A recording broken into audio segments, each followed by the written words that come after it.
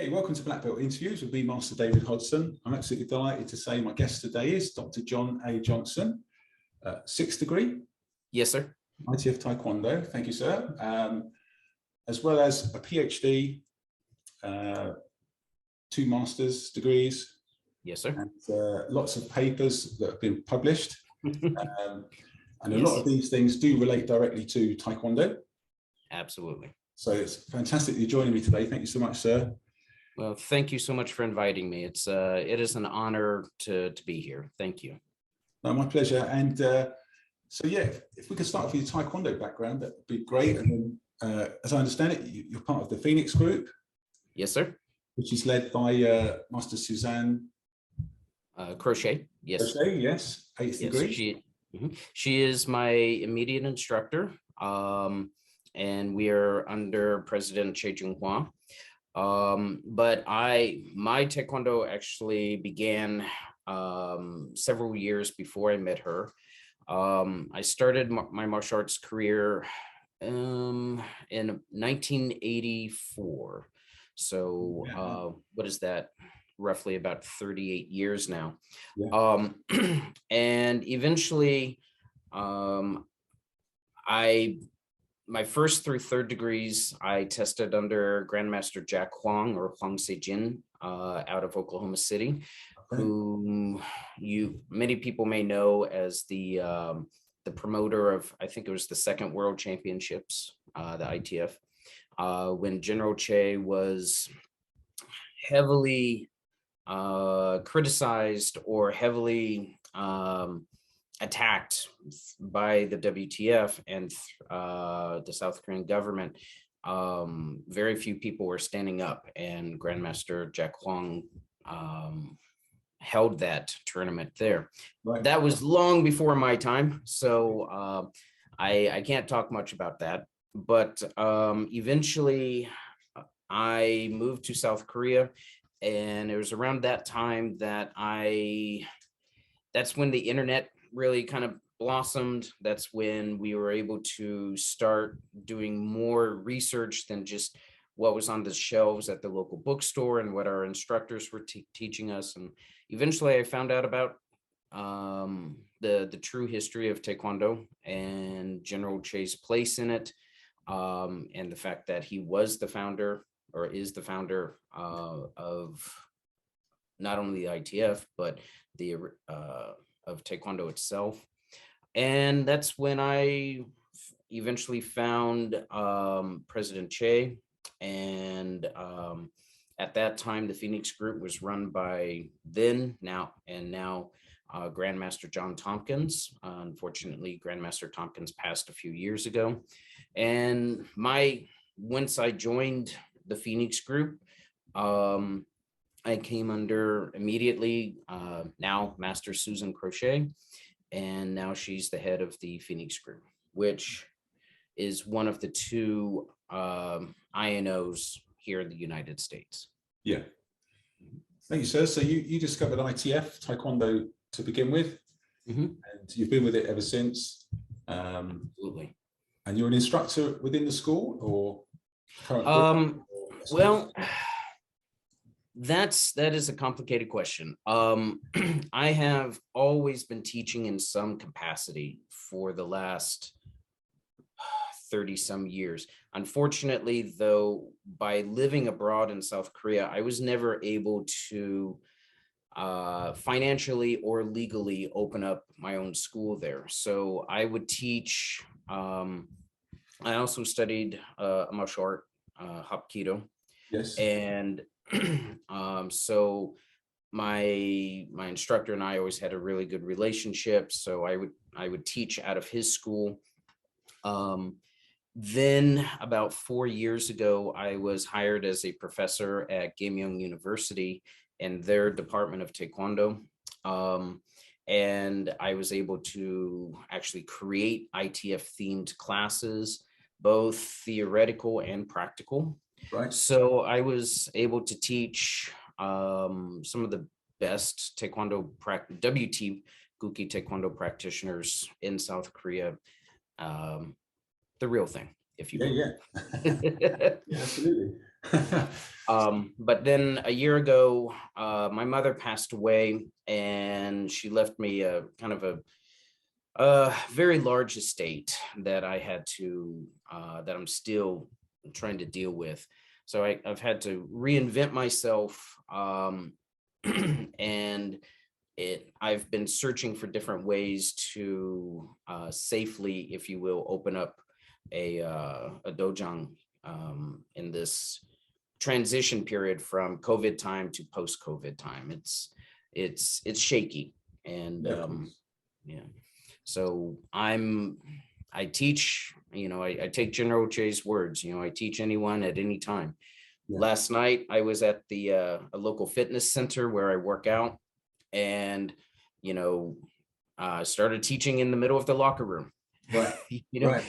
They saw my uniform, and some guys were asking questions. So, okay, let me teach you. Yeah. Fantastic. So education is very much part of what you've been involved with. Yes, sir. For so many years now. And it took you to South Korea, like you say. Yes, sir. To be part of the university there. Mm-hmm. And that's obviously South Korea. South Korea we know as WT. Mm-hmm. But you were teaching. You were there as an ITF black belt. Yes, sir. You've been able to embrace all of Taekwondo. Yes. When I was there, I did train a little WT. But what I found, and the reason why what happened was my first couple of weeks in South Korea, I visited about 5 different, I like to use the term Gukki Taekwondo rather than WT. Yeah. And the reason for that is WT is the sport organization. They are the International Federation under the IOC, International Olympic Committee. And so they don't actually do any control over the techniques or the teaching, right, or the creation of Taekwondo. They just manage the sport aspect. It's the educational and the testing centers, the Kukkiwon or Kukki. So I went to several different Gukki Taekwondo schools, and if this was back in 1999, and I'll never forget, they were, if the instructor was amenable to me and allowed me to sit and watch, it was normally a kid's class, and one instructor, he literally came in, bowed into people real quick, put in a cassette tape of K-pop essentially, and walked out of the room while 20 kids kind of went through this little jazzercise Taekwondo whatever thing. And he just utterly ignored me for the rest of the time. I did eventually find some good instructors, but it got to a point where 2 things really prevented me from continuing. One, and a good friend of mine, Dr. Sanku Lewis, he studies Korean body culture, how Koreans use and move their body. And I've learned a lot from him. But essentially, the Gukki Taekwondo style to me is not Taekwondo-y enough. Right. It's not Korean enough. Okay. It's very locked. It's very rigid.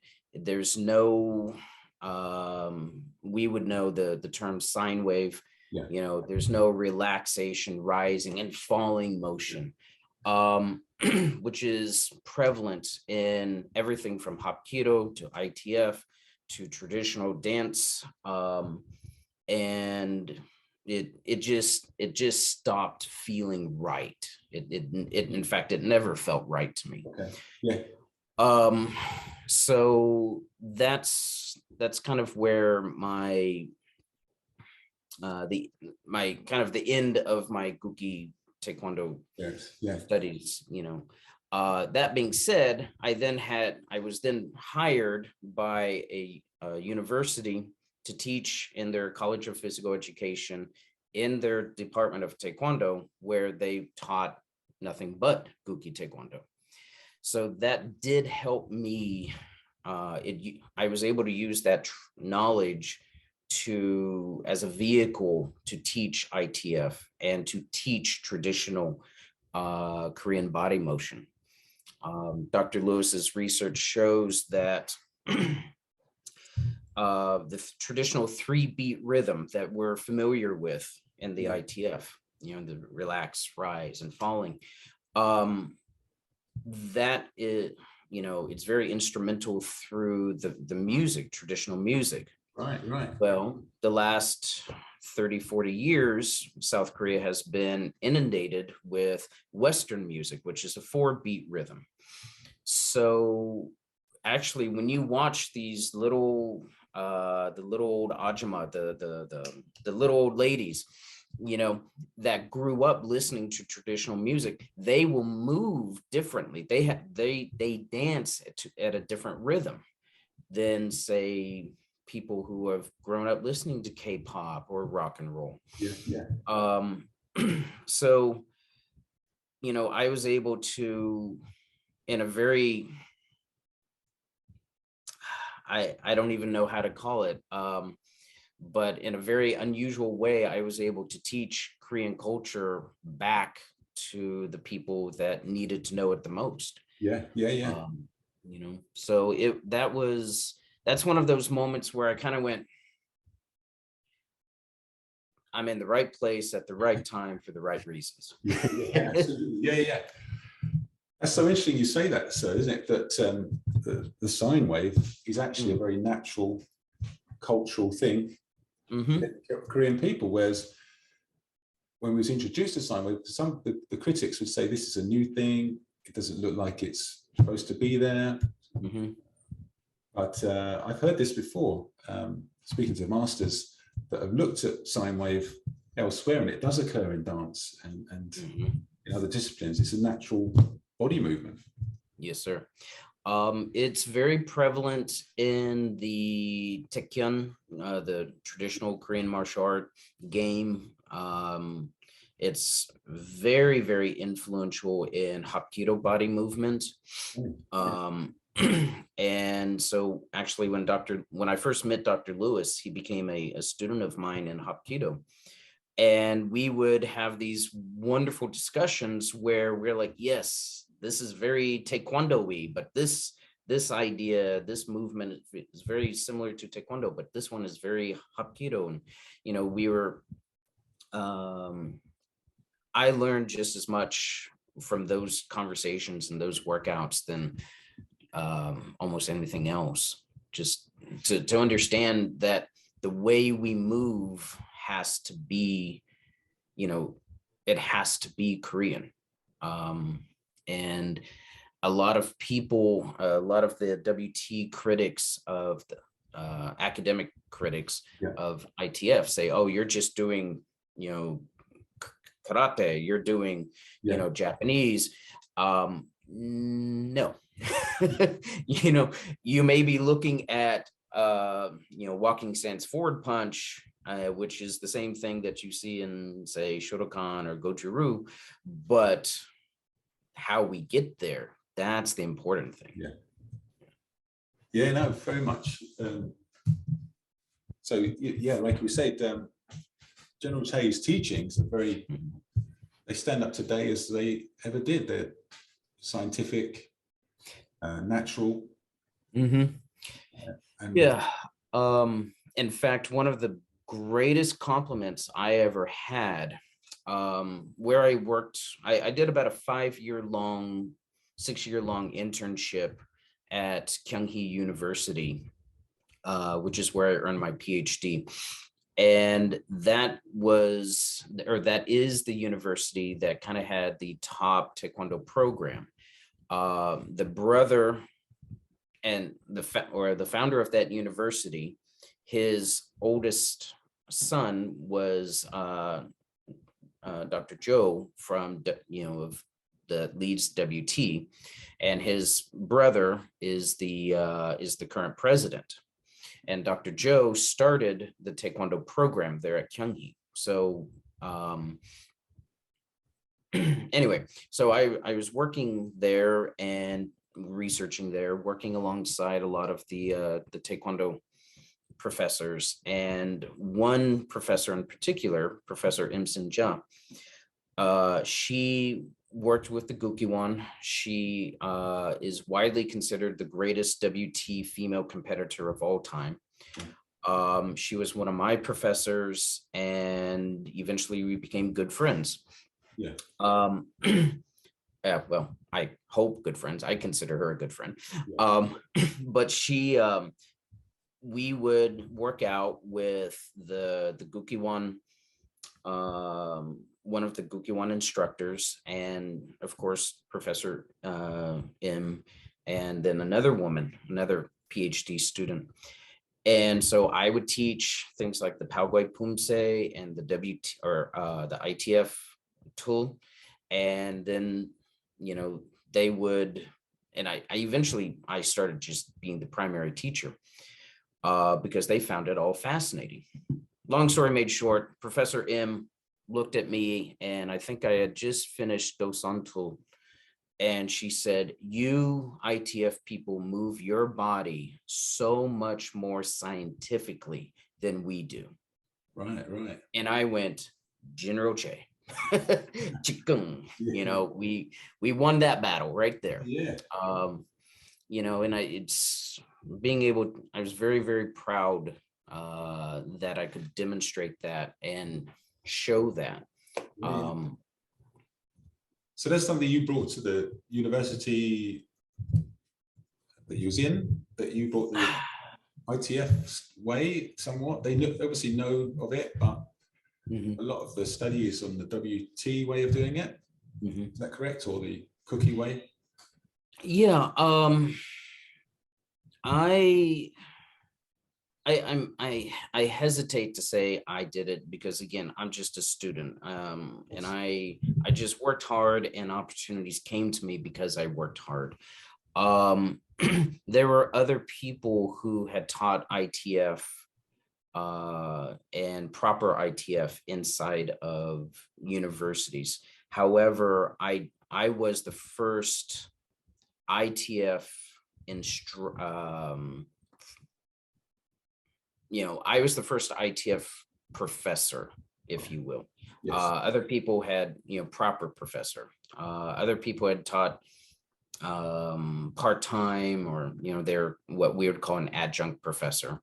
But I did create things like I taught courses on, you know, proper ITF motion tool. I also taught history, and in particular how Taekwondo could be used as a vehicle for peace. So kind of bringing in some peace studies and conflict resolution concepts that my research allowed me, you know, in those areas. You know, I was able to combine the two, Taekwondo and peace studies. So I'm sorry, I don't feel comfortable saying I did that, you know, because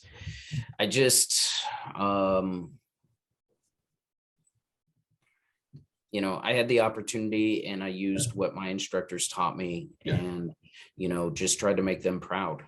Yeah, absolutely. It's just an interesting thing to think that, you know, you go into an environment which is not the same, but the name is the same. I suppose you put what you bring to it, and see where it goes from there. And obviously, sounds like what you're saying, that some of the professors were picking up on it and understanding it from the perspective of what we've been taught. Yes, sir. I would say I had minimal impact. You know, it's like anything.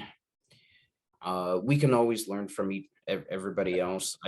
My goal wasn't to go in and infiltrate and change, you know, the university. It was just to clarify some things, like, you know, Taekwondo is not 2,000 years old. Taekwondo started with General Che.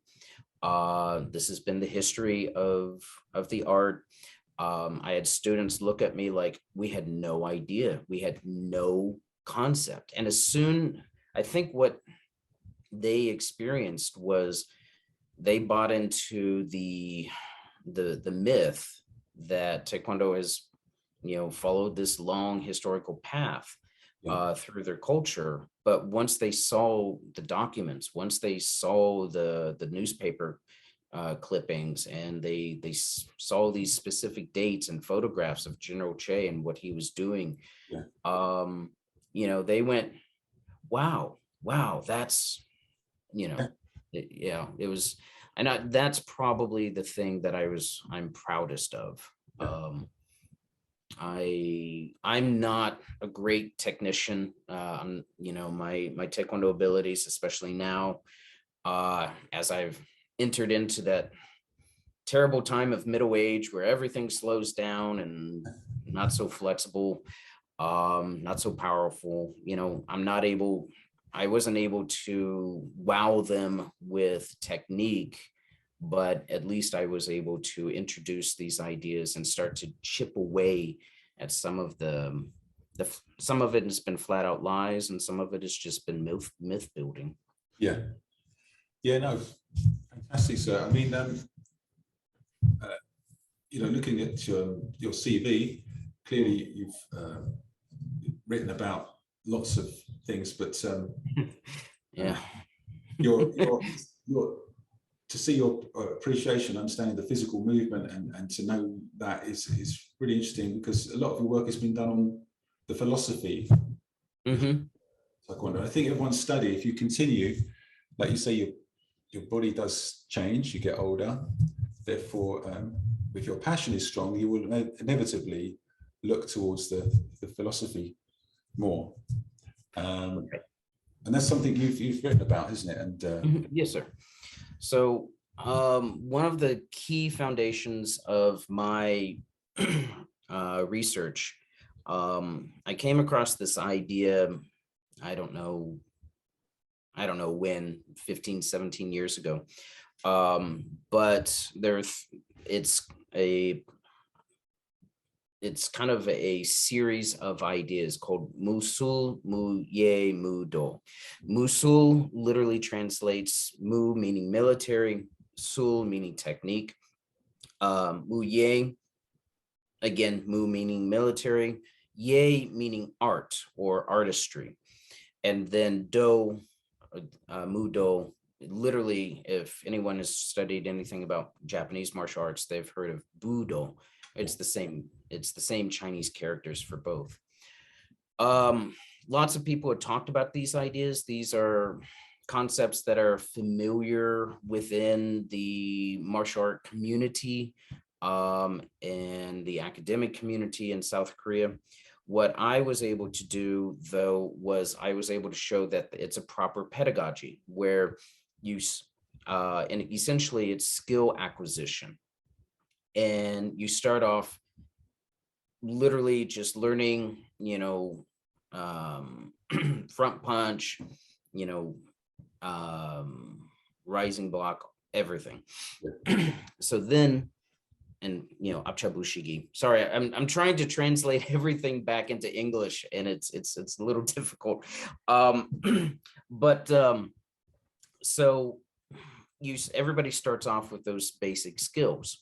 Now, and those are continued throughout our education, because we follow things like the Tul.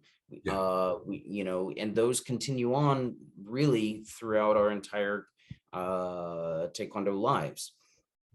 But how we start to apply them starts becoming what I call the Muye, and I translate that more as martial artistry, not so much as an art, but the actual application of how you move your body.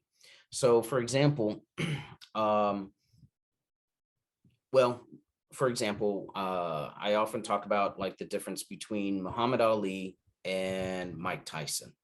They're both great heavyweight champion boxers, but their styles, how they use the jab, how they use their footwork, they all learn the same thing. Just like you and I learn the same walking stance. We all, we've both learned Chunji Dengun Dosan One Hyo. We've all learned the same thing. But eventually, how we, and not so much in the tool, but say in sparring or in our creation of the Sambo Matsugi, 3-step sparring, we start to, because of our body shapes, because, I'm short, I'm 5'4". I imagine you're a little bit taller. So our fighting styles are going to be radically different. Yeah. And, so this is how we start to apply those physical skills. Some people are more defensive fighters. Some people are more aggressive fighters. So our personalities change, come into play with this idea of artistry. And this is just a natural progression. Yeah, yeah. And you really, and the beautiful thing is in the martial arts, and I've not written a paper about this, but I really would love to, is like a longitudinal study on how we progress and how these ideas change. And then what happens, like, okay, you're a 2nd degree, but then something happens, you blow out your knee. How does that affect your artistry? How does that affect your sparring, your, how you teach or how you understand these techniques? So that's basic skill acquisition. Yeah. What the beautiful thing that General Che did, and this, what I was able to find out was this actually started in judo under Kano Jigoro Sensei, the founder of judo. When he took jujitsu and took off the jitsu and put on the do. Yeah.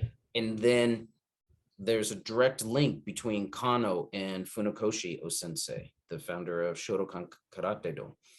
And then, of course, there's a direct link from Funakoshi to General Che.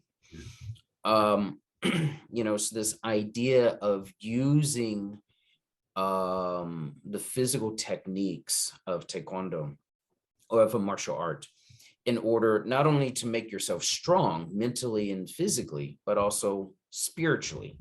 I don't actually like the word spiritual. I like to think of it as character. You're building your character. So one of the things that takes us into that last phase of the pedagogy, Mudo, or Budo in Japanese. Yeah. And that's where you start to apply the lessons you learn in the dojang to the outside, your everyday life. So my favorite example of this, I didn't drive in South Korea for the first 16 years of my life there. Okay. It was it was just too scary. And public transportation was fantastic. But I eventually got to a point where if I had bought a car, I would wind up saving about 10 hours a week that I could actually focus on my PhD. I could be a better father. I could be a better husband. So bought a car, and I literally just drove like this, for the first 3 days. And so I'm here, and this car starting to turn into my neighborhood, and this car just kind of weaves over into my lane. No real awareness of where they were versus I was and what was going on. And the car missed me by about 3 inches. And I'm just like, I start like almost having a panic attack because, oh my God. And then I hear something I heard during a sparring match. I actually heard my my instructor's voice at the time. Right. And what happened was somebody threw a turning kick, and I was maybe, I don't know, green belt, brown belt, something. And I went out to block it. But I mean, it's like that far away from me. Yeah. And I'm just like blocking. And my instructor said, Johnson, if they miss you by an inch, they miss you by a mile. Stop worrying about stuff that's not going to hit you. Right. Yeah. Yeah. And I went, that guy didn't hit me. I don't need to worry about it. And after that, I stopped, I loosened up, I relaxed, and I could finally drive with some confidence and some ease. And that to me was just that epitomizes what Do is. Yeah. It's the application of Taekwondo knowledge in, say, a non physical or a non self-defense manner to your daily lives. Maybe that's just giving someone confidence to go up and ask the girl at the school dance, for a dance. Maybe that's someone like me that, my teachers didn't believe in me. To be honest, my mom didn't have a whole lot of faith in me. Right. My family didn't have a whole lot of confidence in me. No one really believed that I would even graduate college. Wow. Yeah. And now here I'm sitting just, 12 days ago, I picked up my second master's degree on top of my PhD and my first 2 college degrees. Yeah. Taekwondo gave that to me. Yeah. That Do is General Che's gift to the world. Yeah. But there's another component here that a lot of people might be missing. Let's take we start every class, and this is unique. This is, I think, pretty unique to Taekwondo, because in the Japanese arts, you always pay respect to the founder. You always bow to Yoshiba O-sensei or Kano or O-sensei. But in the ITF, we start, or some instructors end every class with the 5 tenets and the student oath. Yeah. And a lot of people overlook that oath. But what I have realized is that oath is one of the most brilliant things General Che ever gave to us. Because when we look at Do itself, there are 3 different ways, and I apologize, my mind works in about 20 different directions, and I eventually will come to a point. But when we look at Do, we see that the Chinese character for Do is the same as what we see in Taoism. And so people automatically assume that Do has Taoist denotations, that it applies directly to Taoism. And some people believe that because Buddhism also has a Do. But what most people don't quite realize is that, yes, Buddhism, Taoism have Do, and we can apply that. We can go on those paths. But it really started with Kano, who taught the idea to Funakoshi.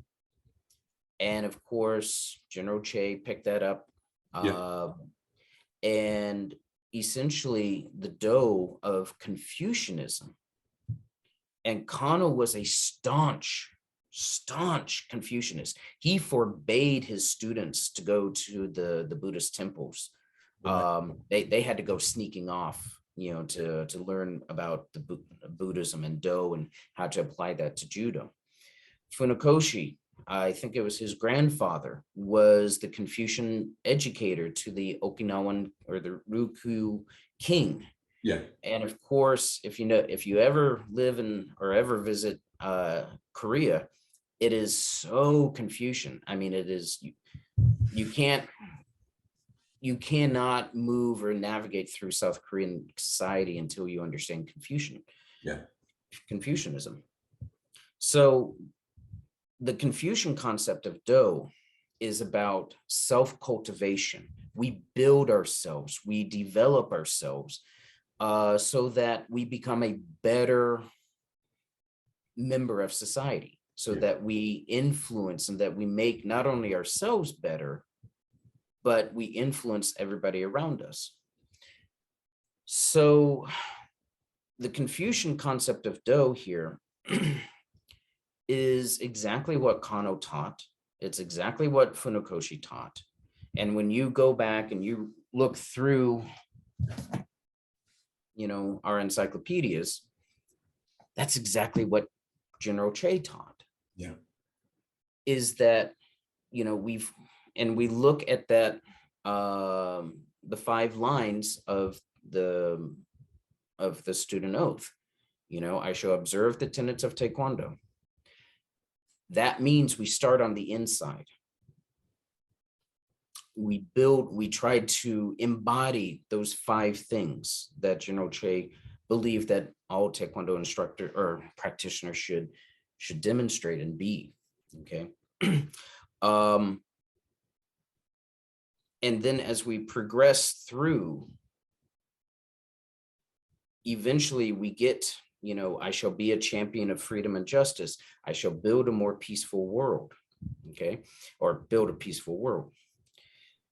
If you look at those and you see that it's very almost circular, concentric circle where you are at the center, and then your sphere of influence goes from yourself to your instructors, goes to the dojang, then outside of dojang to your immediate society with I will be a champion of freedom and justice, and eventually globally build a more peaceful world.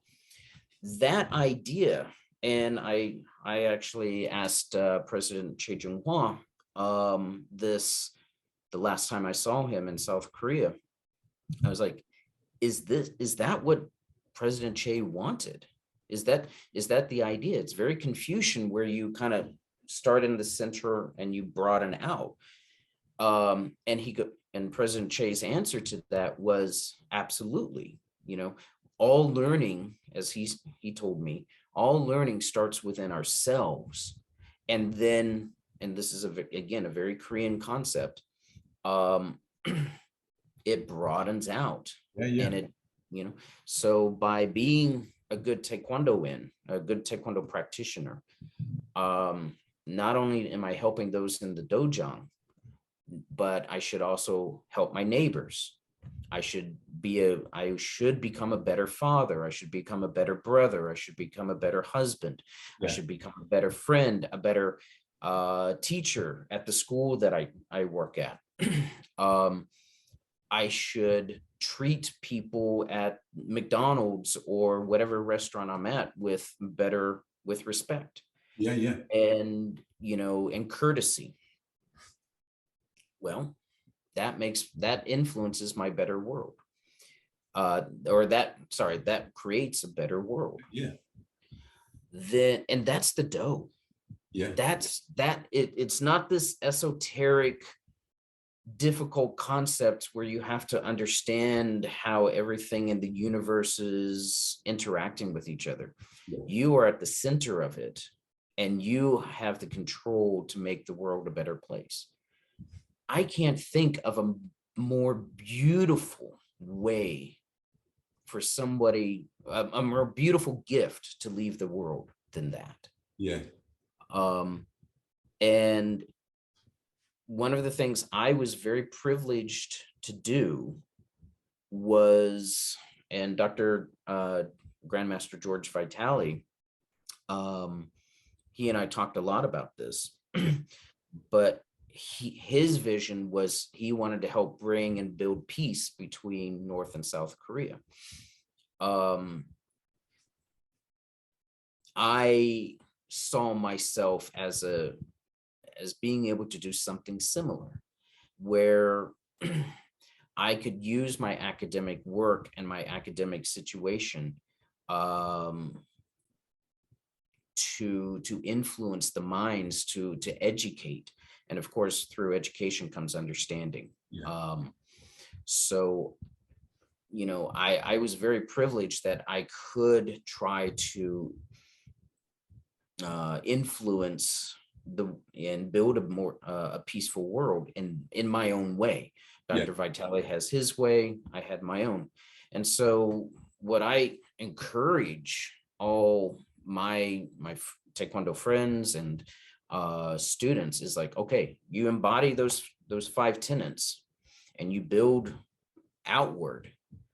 Okay. But a lot of us just stop at our most immediate sphere, our family, our friends, that circle. Yeah. But how can we move on? How can we build a better state? How can we improve ourselves to be to make a better nation and to build a more peaceful world? That was, I think, General Che's lesson for us all. Yeah. And, you know, and we're all, you know, you're doing that with these podcasts by giving people, you know, these pioneers and other people, you know, and again, I'm just so humbled to be asked. I can't believe you asked me to be here, because again, I'm just a little boy from Kansas. You know, I just happened to have some great opportunities. I listened to my mom, I got my college education, and I took an opportunity to travel to South Korea. Yeah. And that gave me all of this. But again, the courage to do all of that, the strength to get going back to the do, the strength, the mental and physical fortitude that I needed to get my undergraduate degree. And then the courage I needed to hop on an airplane, you know, to leave the basement I am in right now, you know, where I was living until I was 24, to move to South Korea, you know, for the first time, you know, leaving home. I moved 8,000 miles away. That took either insanity or courage. I don't know which. But yeah, that was, you know, General Che gave that to me. Yeah. And then all these opportunities just kept coming, and I kept using them to, you know, in the back of my mind, thinking, how can I build a better world? How can I build a better me so that I can build a better world? Yeah. No, it's great just listening to you, sir. I'm sure the listeners are picking up on everything you say, and you're able to put it across so well. I was the student at the back once, and we said the oath, and it was just words that I said every class. We had to do it. Didn't really think much about it. But then it dawns upon you that actually I'm saying something meaningful. I love my Taekwondo. I should take this more on. And then suddenly you realize it's influencing you, isn't it? Yes. It's influencing you every day. You say, I want to build a more peaceful world. Like you say, it starts with you. It's based in the Korean way of looking at things, the culture. Absolutely. Yes, sir. And you're able to change something about yourself. Inevitably, you portray that in your behavior and the way you deal with these challenges. Like you say, things can happen, and the Taekwondo kicks in, doesn't it? And in times of trouble as well, when things are going this way or that way, that's when you can lean on your tenets. What should I do right now? How do I get my way through this? You know, and then you reflect. But this all came through, like you say, the trials and tribulations of being a student, grading, sparring people that are better than you. Facing the boards, you know, and all these kind of things. And that's such, yes, all of that.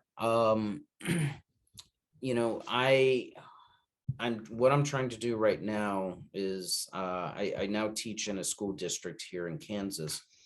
And I'm trying to get the school board to understand that, or to let me teach like an after-school Taekwondo program. But they are confusing the message with the methods.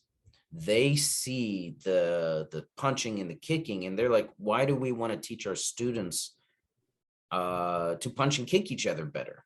It's like, no, that's not it. You know, I've been teaching martial arts since I was 16 years old. So 31, 32 years old, or 32 years, I've had one major injury of my students. Yeah. And that's it. Whereas I have one of my students in my school, I mean, I know he had at least 2 concussions during the American football practice or the season. Yeah. Sorry, that's the phone. Yeah. Which never rings, of course, unless I'm on this international talk. But don't, yes, the beautiful thing about martial arts and the Do systems are that we hook people with the action. We hook people with the idea of, building your body and mind and becoming a stronger person. But the real lessons are building a better world, building a society in which you are, helping each other, where you're using your particular strengths. Yeah. My strengths just happen to be towards academia. I'm a writer. I was chuckling earlier about you mentioned I've written a lot of papers. Yeah, because I finally found my muse. I finally found something that, I could write about. And so I was publishing, 5, 6 papers a year, where most academics only publish 1 or 2. Right. But that's just my thing. That's the thing that I can do and give back. Starting about my 2nd or 3rd year in Korea, I realized what Taekwondo had really done for me, and that I can honestly attribute every single thing I have back to Taekwondo. Yeah. Whether that's, like you said, Grandmaster Jack Wong yelling at me because I wasn't able to break a board, or whether it was the driving incident. Yeah. Taekwondo gave me everything. I can literally trace my daughter back to Taekwondo because Taekwondo brought me to Korea, which allowed me to meet my wife, and eventually my daughter is there. And now I see what my daughter's able to do. And I teach her Taekwondo, but I also teach her more about the Do, so that she can lead a better life. In fact, I don't know if you can see it, but she made me this little thing right here. It says, no Taekwondo, no peace. Right. No Taekwondo, no peace. Right. And I'm just like, that's it. That's kind of my life. But everything from my college degree that allowed me to get the job in South Korea, which inspired me to get my first master's and then my PhD, to my wife, to the papers I've been able to publish, all of that comes back to Taekwondo.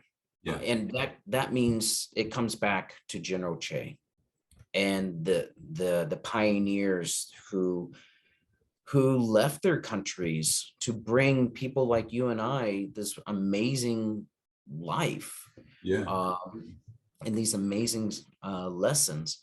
So I started one of the major reasons I got my PhD was the literature on Taekwondo was heavily influenced. Well, it was like 99% about Gukki Taekwondo, WT. No one really was writing about the ITF. No one, and so that's, there's a whole slew of problems with that in academia, selection bias and research bias. But I realized as well, here's a great opportunity for me to start correcting some of these wrongs. Yeah. To piggyback on what some of my seniors have been doing and to bring it to a whole new audience. And so the last academic conference that I organized in South Korea, or helped organize, there are two of us, two ITF academics, and then two other WT focused academics that were speaking about General Che and the ITF. Yeah. And the work, to me, I was like, okay, that wrong, not only from a moral or a justice point of view, but also from an academic point of view, that wrong has been started to be corrected. Yeah. One of my friends from Kyung Hee University, he is publishing a paper, and I believe it is one of the first papers written for a South Korean academic journal on sine wave. Now, that's not me. That's nothing. I'm not taking any credit for that at all. But the fact is that South Koreans are starting to take Taekwondo, ITF, and General Che, and they're really starting to put that. To look into it. Yeah, to look into it and to understand it, and that's all we can ever ask. Yeah, absolutely. It's fantastic to see that happening, isn't it? Yeah. Because I mean, if you talk to and I know Dr. Vitale had mentioned this during his podcast with you. Yeah. But it's if something's wrong, it's wrong. Yeah. It needs to be fixed. And General Che's proper place in the Taekwondo history and the history of martial art society, that needs to be rectified. Yeah. And if I can play a little part in that, then I'm happy. Yeah, obviously Taekwondo World's appreciate all the work you do, and Grandmaster Vitale for addressing that and putting it to rights. I hope it's something. Unfortunately, I had to leave my position last year to take care of family business, and I'm still publishing, I'm still writing. I have an academic organization that now that I've finished my master's, my second master's, I'm going to start focusing more work on that. It's called IACT, or the International Academic Conference for Taekwondo. I'm so proud of this organization because our president, Dr. Ron Duizinka, he's a longtime Canadian WT practitioner, but me as the vice president, being the ITF practitioner, one of our goals has always been to bring these two sides together. And we actually beat our very first conference, which was in 2015 at New Mexico State University. We brought both world champions from ITF and two gold medal champions, Olympic gold medalists, to come together on the second day and teach. Wow. And we actually, so it was really I think, someone could correct me on this, but I think it was really the first time that WT and ITF practitioners at that level were coming together for the whole concept of sharing and being brothers and sisters in Taekwondo. And that beat out the that beat out the big Olympic demonstration between the North Korean demo team and the South Korean demo team at the World Championships later on that year. Yeah. You know, so with IACT, what we're no longer really focusing on academic conferences, although we may still hold some virtual conferences. Yeah. But right now, my goal for this summer is to finally get our publishing company up and running so that we can start publishing Taekwondo books. And we're also working with some South Korean professors and trying to create a little bit more cultural diplomacy between North and South Korea. So right. You know, so I'm doing what I can to give back. And that, you know, like I said, I'm sorry, sir. No, very important work and significant. I hear of people talking together, WTA and ITF, that are very high on the competition. They want the edge in one way or another. So they do talk to each other. And also the newer generation that comes through have fresh eyes about everything. But the importance of the Korean side is very important to not miss that and think, obviously it's many years, sadly, General Che passed. And the fresh eyes need to see the Korean culture, the way, the do, as you said. But maybe with new optimism about working together past any sort of previous or current biases. Yes. So I see that there's an appetite for new things like you're talking about, the kind of things that you might be able to produce, to bring into the Taekwondo world. Yeah.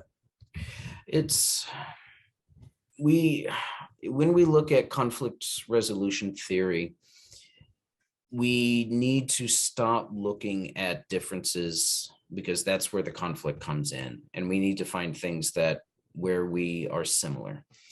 Kukkiwon Taekwondo, ITF, or Chanhun Taekwondo, we do have a common history, and one of the papers I wrote talks about what's called the kind of cycle of violence, or the cycle of conflict. And I was able to map out the WT and ITF conflict and how it has evolved and where we are and how we need to start coming together to resolve this. You know, when we look at all the different styles of karate, when we look at all the different styles of even Muay Thai or the Chinese arts, you know, there's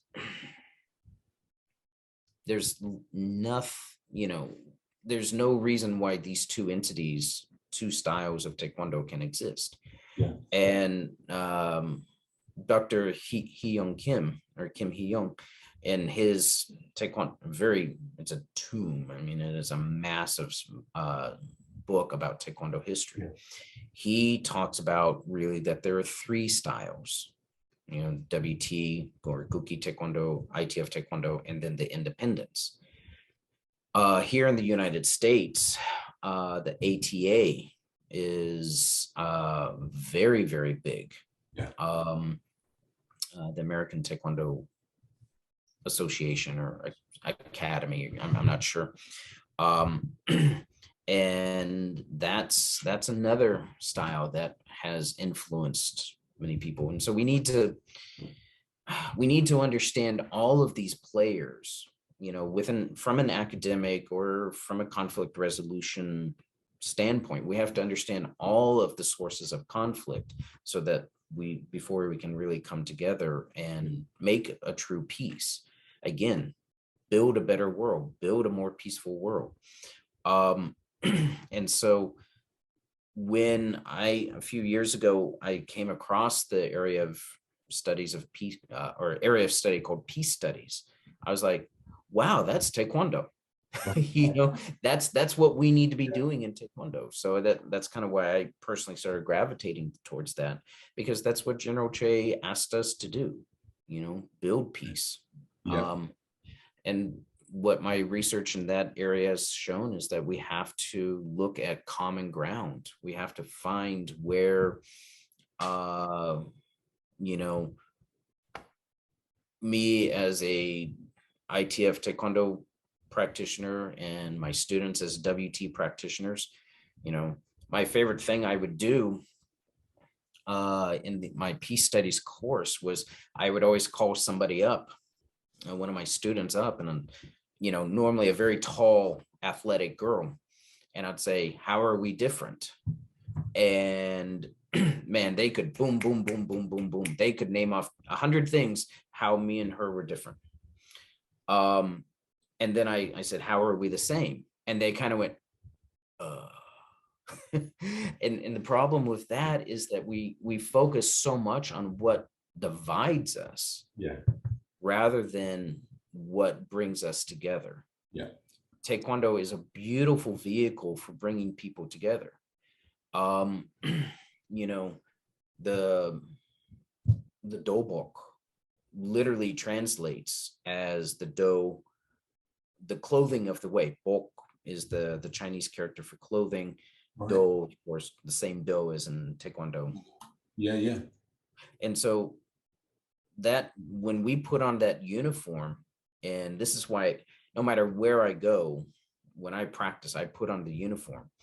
I never practice in t-shirt. I never practice in shoes unless I'm outside on hot concrete. But that uniform brings us together. So that me as a little boy from Kansas can practice side by side with somebody from Nigeria, that can practice side by side with somebody from South Korea. You know, it's this beautiful, beautiful symbol of us coming together. You know, I can't talk enough about it. I just can't talk enough about it. It's fascinating to me, but it's also so enriching when we understand all of these ideas that General Che gave us. In fact, one of the papers I wrote, I often write about what I call Taekwondo diplomacy. Like it's under the division of cultural, or the umbrella of cultural diplomacy, we have sport diplomacy, and then we would have Taekwondo diplomacy. And he's the father of that. You know, WT right now gets a whole lot of hype from the IOC and from other peace organizations for their work, but it was really General Che that started that. He started that with, you know, the by spreading Taekwondo, by these goodwill tours. You know, he started all of that, and then that work has been continued by people like Grandmaster Jung Jin here in Iowa, here in the States, and Dr. Vitale on the ITF side. But, you know, General Che started that, and he needs to be recognized. You know, we look at people like Mahatma Gandhi, we look at Martin Luther King Jr., we look at these other people who created peace movements, and we put them up on a pedestal. I believe the same needs to be done for General Che. No, very much. Yes, sir. I mean, do you have when he brought his autobiographies out, they came into editions, and then there was a supplement book, which was The Moral Culture. Yes, sir. And in there, the preface or the beginning, he talks about how many times he went around the world teaching the physical, and yet he felt he didn't do enough of the moral side. Yes, sir. And in there's the book Axioms and Sayings of these ancient. I mean, how do you find that? Do you find that reference guide that's all that we can use? And the moral culture book, it's I might have a slightly different understanding of it, because I don't have a lot of formal education in Asian philosophy. The way I understood those was, these are the maxims, these are the sayings that General Che used to become the person he was. These kind of made up his do. And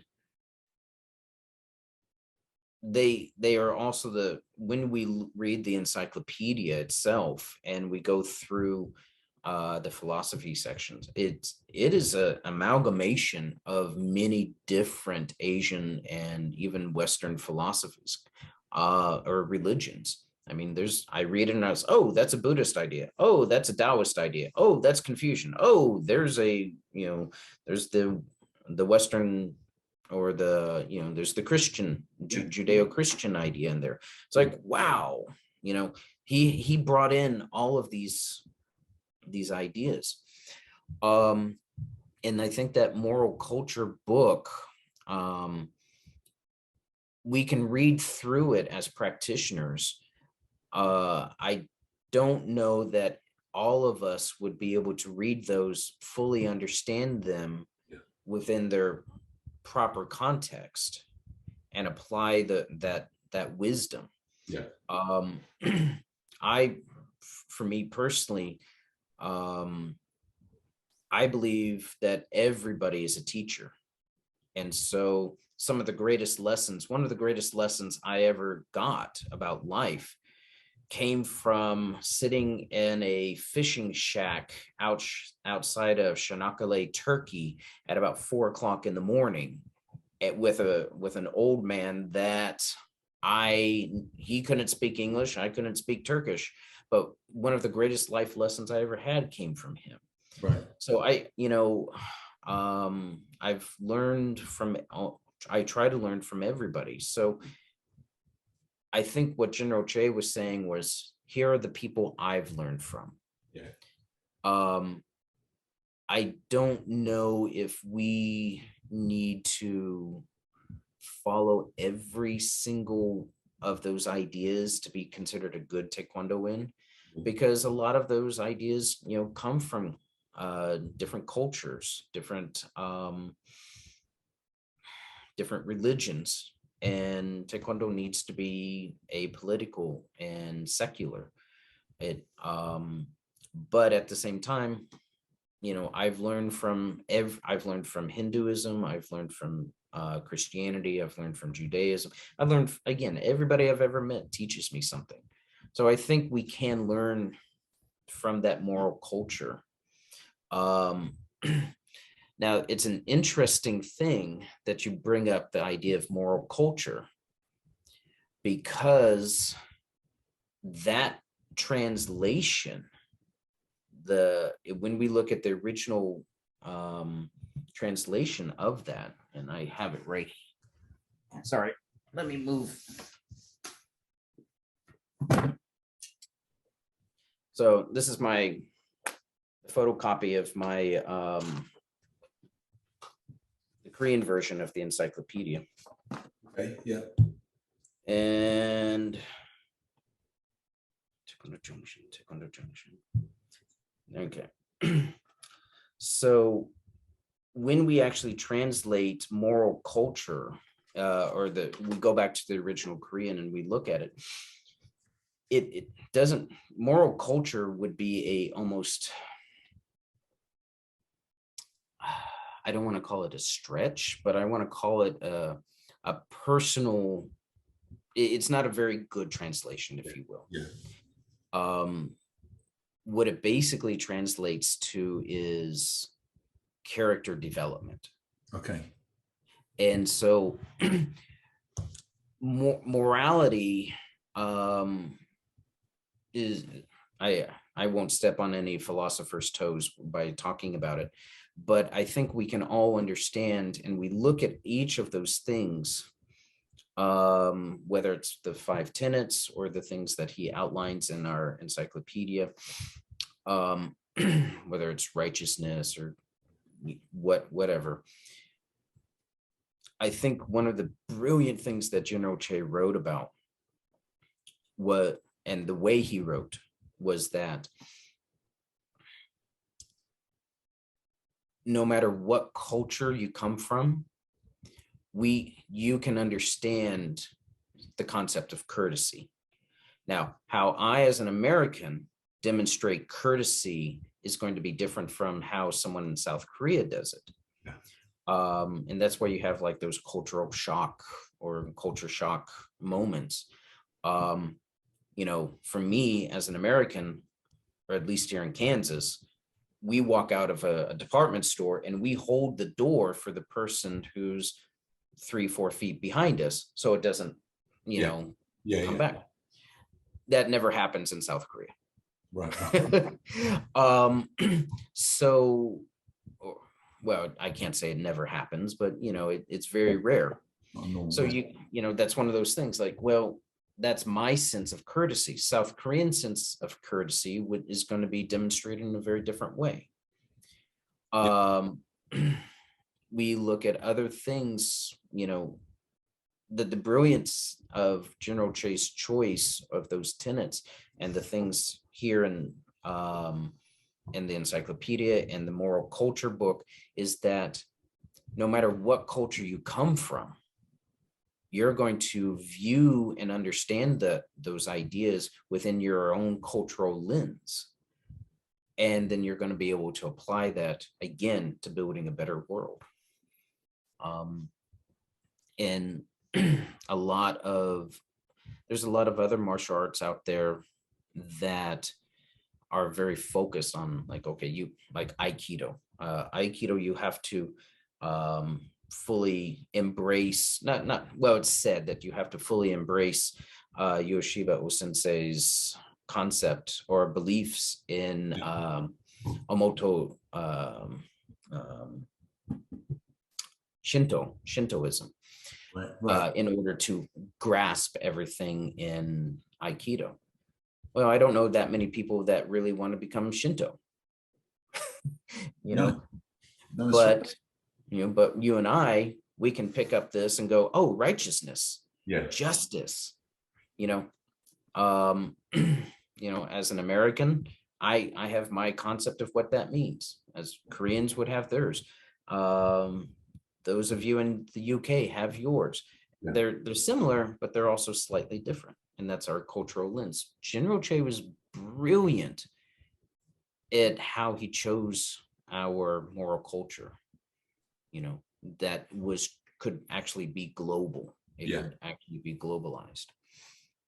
So, but he was amazing at forming friendships across any culture, working with people from different countries, understanding human nature, and like you said, and there's something in there on the moral culture, as we get used to saying, but like you say, there's many translations that don't quite fit.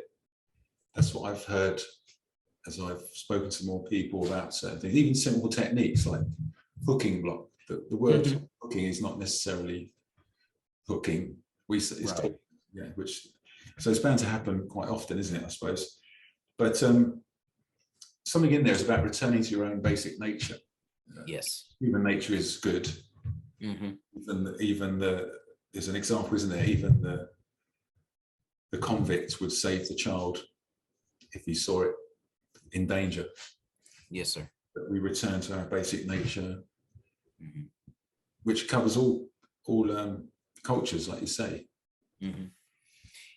And the thing I would add to that is, and I can tell you this from my experiences as an educator, as a professional educator inside of an actual classroom.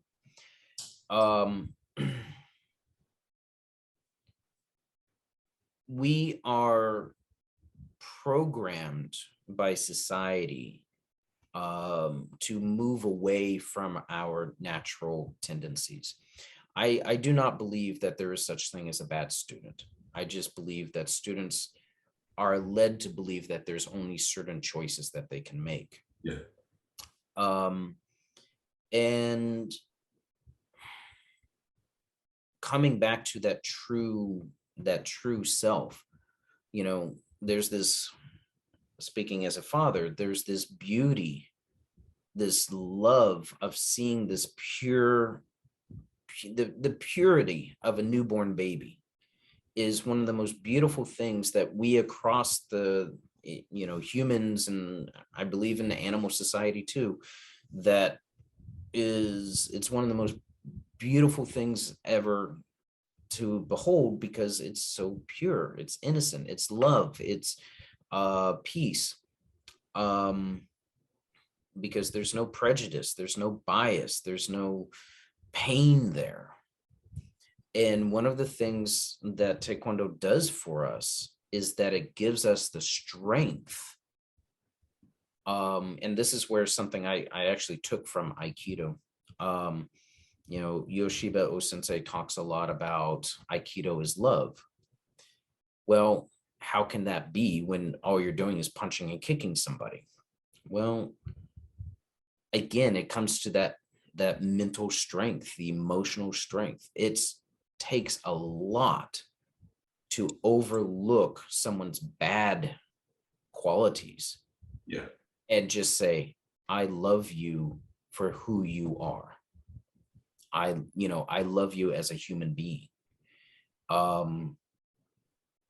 Last week was the final class, or the final time I saw my first group of American students, because they were going on to high school. And I had this one girl, and she just came up, and she was just, tears were flowing down her face. And she said, you know, you actually care. You care. And it's like, yeah, I do. And it's not because I'm some sage or anything. It's taken me decades of emotional and mental and spiritual work to get to a place where a place of strength. Yeah. Because it takes strength to love. It takes strength to overlook all of that, all of the things that society has taught us that have taken us away from the original nature of who we are. Yeah. You know, and Taekwondo gave that to me. So again, Taekwondo gave me everything. You know, Taekwondo allowed me to reach out to that particular student and give her respect, and give her, you know, let her know that there are people that do respect and care about her well-being, you know. That came from Taekwondo. Yeah. Absolutely. No, it's I think if you teach, you see examples of that, and maybe, like you say, as an instructor in the early days, we weren't quite as like that. We were really quite not. But you go through the whole experience as an instructor, you see people, and hopefully you're able to give more of yourself, and open up, like you said, to see beyond the behavior. Right. And again, you know, build a more peaceful world. Sorry, I know I keep coming back to that, but it's so important, because we are slowly understanding here in the West that, well, I think in the world, but we're slowly understanding it, that the more we give, the happier we are. By working to help other people, yeah, it's hard. I had some amazingly difficult moments in this last school year, but to know that I was able to, you know, use the strength of character that I learned through Taekwondo, to help other people, and to maybe give them options so that they don't go down certain paths. You know, with that's again something where I'm very humbled and very grateful for, you know, to have learned these lessons. I would not have learned those lessons if I had not started my martial art journey. I would not have wouldn't be able to influence the world or a single life. Yeah. So I'm very, very grateful for that. I'm very. Absolutely, sir. Yeah. Fantastic. And it's been fascinating listening to what you've been talking about and the depths that you've been related to, and obviously the culture change that you experienced massively, and what that means. Oh yeah, that would be about a 4 or 5 hour long conversation right there. Yeah.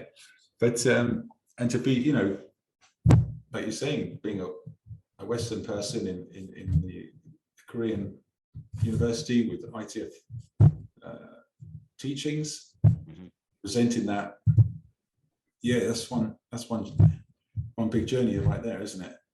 And and it was very rewarding. Yes, I like it again, and I give all credit to my instructors, to Master Suzan Crochet, and now deceased Grandmaster John Tompkins, for supporting me, guiding me to make those decisions that allowed me to be in those positions. President Che, I listened to him as well, and just tried to do well. It comes back to what my grandfather taught my mom, and she taught me. You do the best that you can with what you got. But Taekwondo just kept giving me more and more things, so I was able to do more and more things with it. And again, all of this, the PhD, the work I was doing as a professor and researcher, I just want to give back, because the more I give back, the more I can help other people. It's very, I think it's really important, and this might be the Korean culture coming through me, but it's very important that we respect the people who brought us up, that gave us what we have. And I have barely mentioned her, but like my wife, I could talk for hours about how she has supported me and helped me. And same thing with my family, my daughter. But it's so important that we look back upon how we got to where we are, so that and my belief is that we need to give back. One of the most beautiful things about the expat community, no matter where you go in the world, being that stranger in the strange land, you go up and you see someone, you have the same language, and they help you out. Where's the best place to get a haircut? Where's how do I pay my electric bill? And expat community is always giving back. And I've always appreciated that. And because that's kind of who I am. I can't say I have everything because of me. No, I have everything I have comes back to Taekwondo, comes back to Grandmaster Tompkins, comes back to Master Crochet, comes back to Grandmaster Jack Huang, comes back to President Che and General Che. All of these people's work have made me who I am. And if, there are a couple of people that I started working with last year, that I did see, I was starting to help bring them up, just like my seniors brought me up. There's a emerging researcher there in the UK, that she and I have been working on a couple of papers together. Hopefully we'll be presenting together in Poland later on this year. Another woman just earned her PhD last year. Also, she's WT, but she is from Algeria.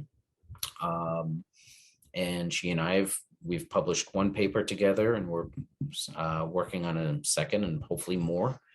Yeah. You know, so it's always about giving back. Yeah. It has to be, otherwise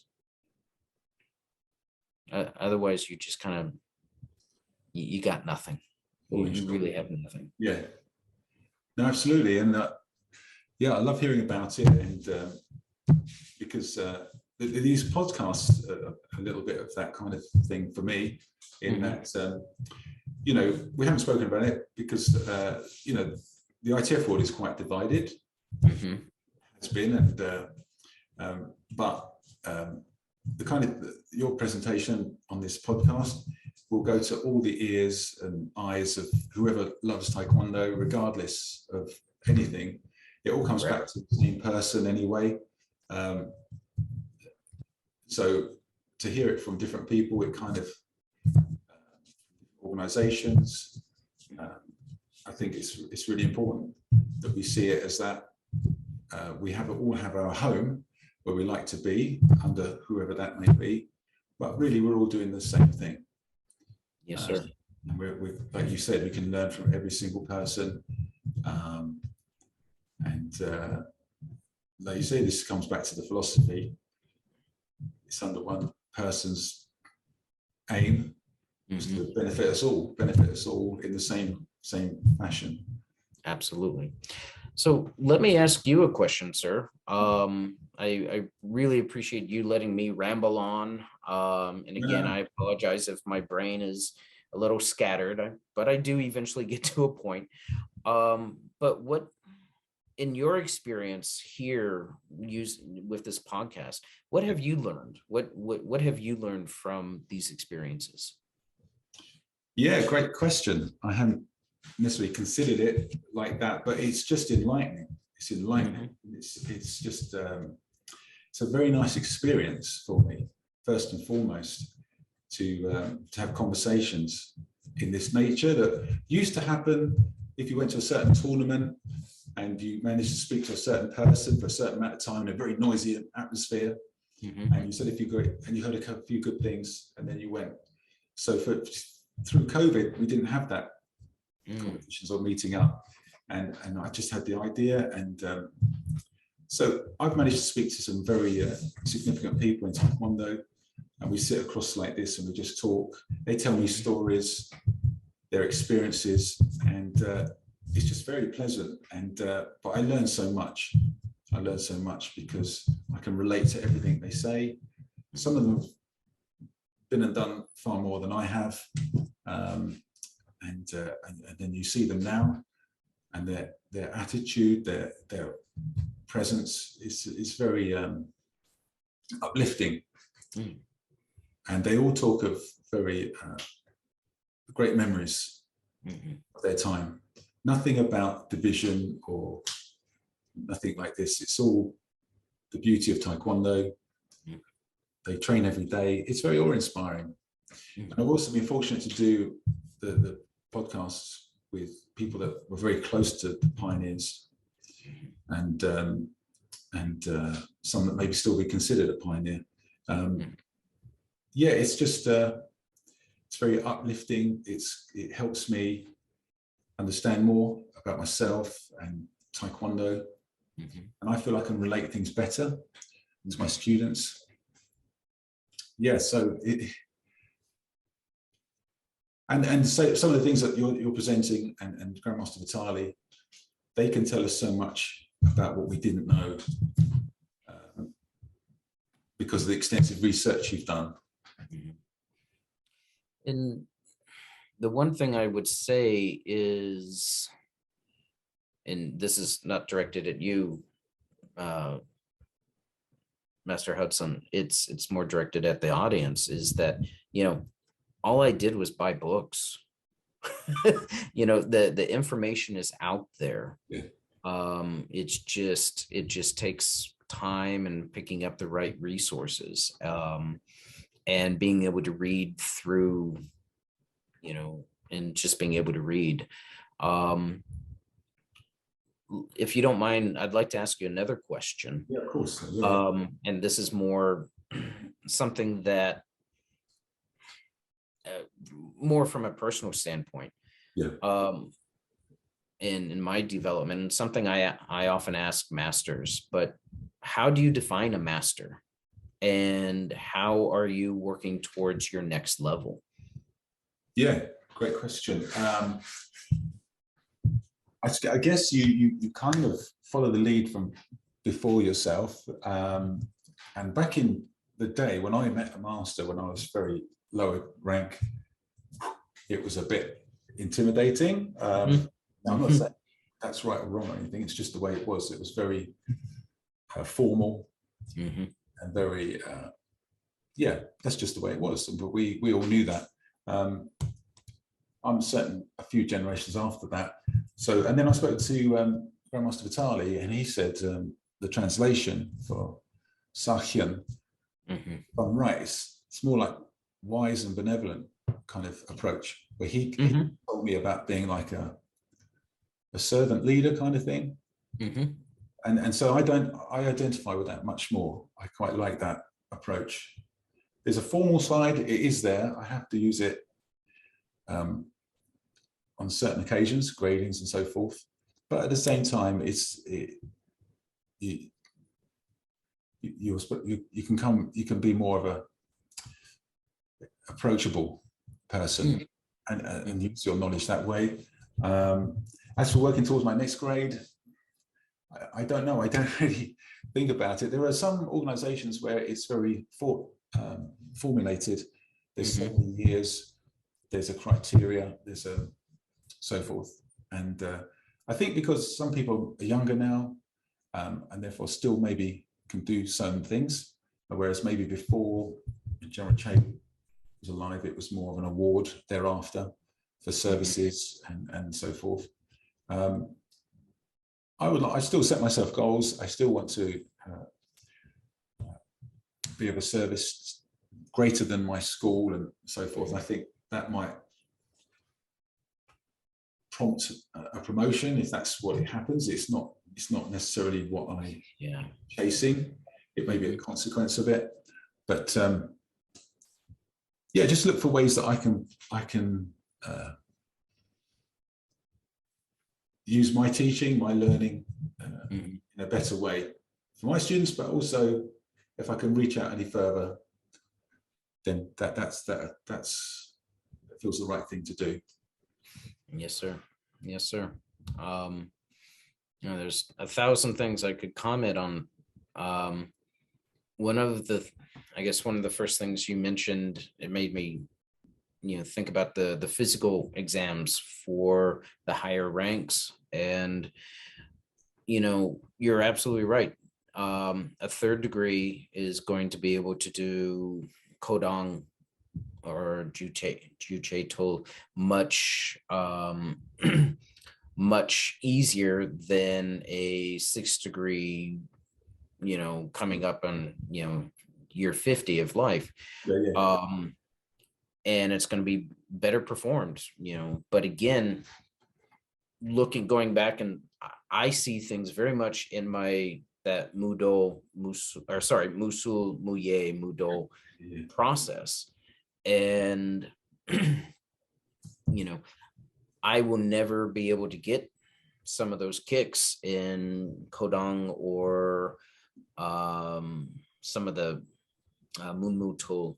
I won't be able to get those as pretty as I may have done 10, 15 years ago. But that's only at the most base level. If we're looking at Taekwondo as a progression of knowledge, it starts with the physical.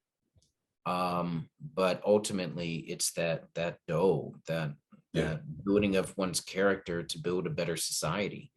And that society really begins, as you said, inside the dojo with your students.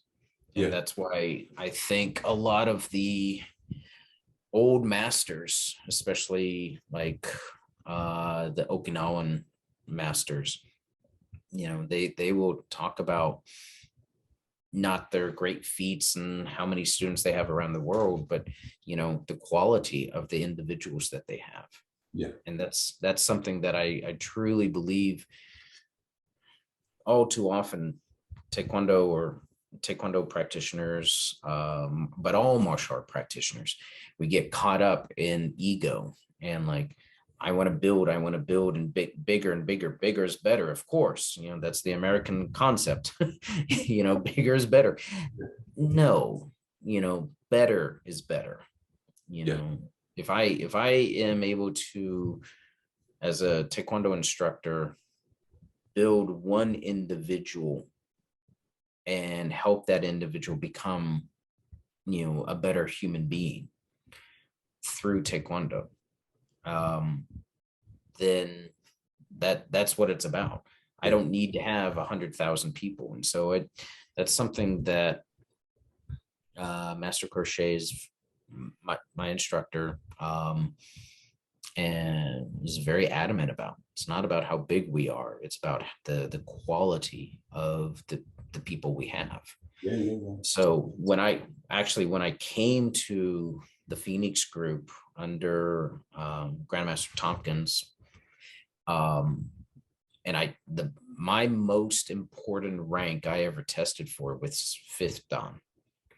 And the reason for that was because I was entering into his organization, and the quality of people he had in his organization were the best I'd ever seen. And I'm not talking practitioner wise, yes, you know, physical abilities, yes, but also that moral culture that we've been talking about. Just, you know, and Master Crochet has continued that, you know. But yeah, it all comes back like you said about just yeah, like we've been kind of the theme of this is building a better world. And we do it very much. Yeah, absolutely. I'm still a student, and as you know, General Che said that to one of my grandmaster friends, never stop being a student, and so therefore I'm still learning, and now I feel I have more to share. I'm learning so much from yourself and the people that I speak to, and it just feels like it's the right thing to do. It's the right thing to do. My students, I used to tell them stories about the people I trained with and the people I knew, and they just listen, but now they can see them. Actually, what we're doing this weekend, we've got one of the guests actually flown over to see us to run a seminar with my students. A gentleman called Thierry Mayo, 8th degree from Finland, with his student Mira. We're not the same organization, but we were friends at a General Che's IIC many years ago. We reconnected. He's been teaching online to one of my students who formed a great friendship. So he's here. And it was interesting what you said at the beginning about the 3-beat, the sine wave, because he's researched sine wave and he's worked with dancers to see if there's anything here that we can improve upon or understand better. Dancers have turned around and said, no, this is it. You've been doing what we've been doing. So it's really great to hear that. I'll be talking to him about that tomorrow in the 3-beat. And the fact, so there you go, you know. It's funny you mentioned that. I would, at my professorship position, I would teach. I had a couple classes where it was open to all majors, and so I had some Korean dance students come in, and I was teaching them sine wave, and they were like, "This is Korean dance." And so they were able to show me some articles, you know, academic articles about that rhythm, that flow. And again, I'm not the expert on it. Dr. Sunko Lewis is. His research it's really, really good on that. But yeah, I find, for me at least, again, I learned from everybody. And so I would love to just turn this around and start interviewing you. I don't know how much time you have. But what, going back to the idea of this podcast, has there been a moment that has kind of like an epiphany moment that you've had during all of these conversations you've had? Well, as in during or actually, yeah, every time I do them, I find I'm drawn into the conversation, then I don't have to think too much of the questions. Maybe at the beginning I have to, but not during. But yeah, I did a few at the beginning, and that was just get myself started. But then, yeah, it just felt like I've got to keep this going. I've got to keep this going. Yeah. Particularly, I was fortunate to speak to one or two. Sadly, one where we couldn't speak to, obviously Park Jung-soo, Grandmaster. But I'd got in touch with Grandmaster Chuck Garino, who was his #1 student towards the latter part of his life. And so we got that soon after the funeral, which Grandmaster Garino was very, I can't say happy, but he wanted to do it. He wanted to do it that soon. So it seems like there's these things, occurrences that are happening that I'm just catching them just before, just after. But so yeah, it feels like it's quite important for myself, and my students like to hear. Some of them are just, they listen to everything, and it helps them a lot, especially the instructors. They talk to their students completely differently. They relate things back. They're constantly talking about General Che, not from my speech, but from grandmasters that were with him very close. So yeah, I think it's for me, it's important for me to do it. And if I look at who's listened to across the world, it's quite extensive as well. There's people listening in all around. And then I did an anniversary thing, and then people were saying, please carry on, Absolutely. So yeah, it's very rewarding as well. And I can tell you, at least from my perspective as a Taekwondo researcher, as academic, it's invaluable. Some of the things that have been brought up and talked about in these podcasts, I've used in my research, or have somehow influenced. And if you don't mind, something you said kind of reminded me of something I wanted to talk about. Talking about one of the big problems, and part of my research has always kind of come back, like, how do we retain students? How do we sustain our passion for Taekwondo? Because everybody tends to, most people peter out. Very few of us are lifers, is what I call us, and by going back and looking at the Musul, Muye, Mudo, that actually creates a framework in which instructors can give students and guide them along their journey, rather than just, okay, you're a 3rd degree now, so now we need to learn these 3 patterns. Or, okay, now you're a whatever belt, let's go focus on this aspect of tournaments. I think that when the great masters are the ones who teach Taekwondo and apply it to everyday life. And this pedagogy takes us from the physical techniques to how we apply it to our daily lives, and how we can learn to express ourselves through it. And I hope that the book that fingers crossed, I've been wanting to write it for 4 years now, but I hope that the book that I'm going to start writing this summer is going to show instructors how to do that. And the thing that these podcasts are doing is helping everybody from a yellow belt up to master level to see new perspectives, and it enriches our Taekwondo journeys. So, I mean, again, we're very indebted to you for this undertaking. Thank you very much for doing what you're doing. Thank you. Yeah, it's fantastic. Thank you, sir. Yeah. Oh, really appreciate that. I just feel very fortunate. I've had some wonderful moments. Particularly Grandmaster Vitali facilitated one for me.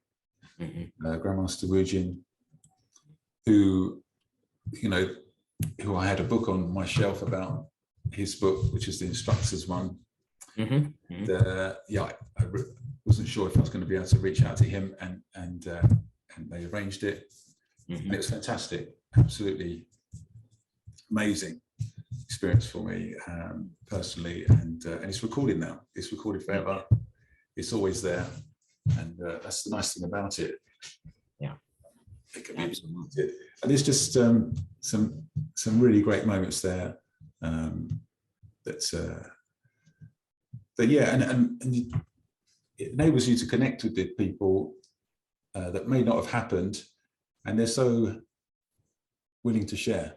That's really where it's at. I think they kind of all, like you say, they all understand where they are in life, what they've experienced, and it's.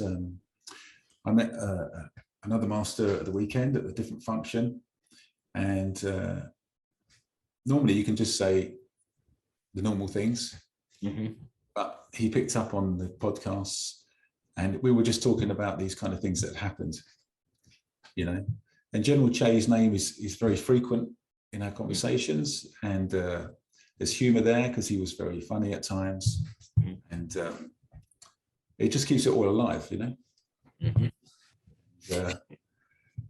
It's a pleasure to do them. I thoroughly enjoy them, all of them equally, and so yeah, I appreciated your time with all this, and thank you for asking me questions.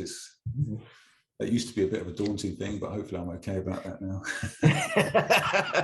It is, being a classroom teacher. I always go back to the Socratic method, and my class motto has always been never stop asking, never stop questioning. And so one of the things I am very grateful for my instructors, and that going all the way up, is that they're always open to questions. It used to be when I was growing up in coming up in the 80s, and you don't talk, you copy, you mimic, and that just kind of keeps us again at that musul, the technical level, and that's a very Korean way of doing things. It's a very Korean style of education, where we are slowly working our way up.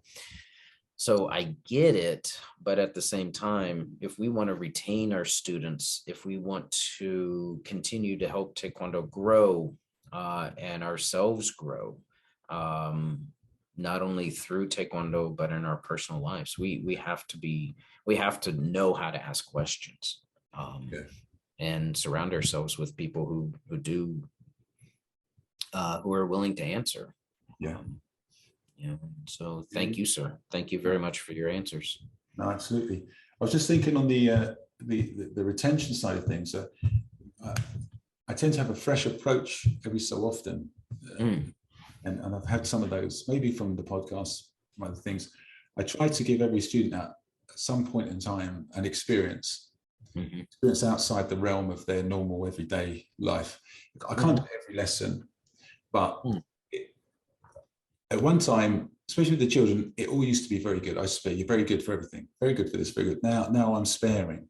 Now something has to happen, but it's from the heart when I say well done, and that seems to lift them more than but when they first walk in dojo, they can't do anything wrong for me, don't get me wrong. But when they start to understand that they've got to learn something, and then there's an experience there. If they see my reaction as very genuine, and that kind of elevates them, or whether it's to break the board or jump very high or something like that, or to do the competition and that we run, but also the teaching, like you said, the giving back. If you can, some of my children know the pattern very well, so they teach their friend next to them. And I let them get on with it for a little bit, and you can tell this is outside of their normal experience. You know, it happens in a dojo, and if the parents see it as well, it's quite a thing. Yes, absolutely. One of my instructors, he told me once, you have to learn how to teach. And that was a big, like, what do you mean you have to learn how to teach? Teaching should be natural and easy. But obviously I've had to learn, and then when you put people into those, kind of reverse the roles, like you were saying, we wind up learning so much more from the experience of teaching than the being on the other side where we're learning, or the focus is our learning. I think Taekwondo provides us with so many opportunities where, and we see it all the time on YouTube now, where like little kids will break a board and their faces light up, and society very much teaches that you can't do things. You can't do this, you can't be that, and that's all I heard growing up.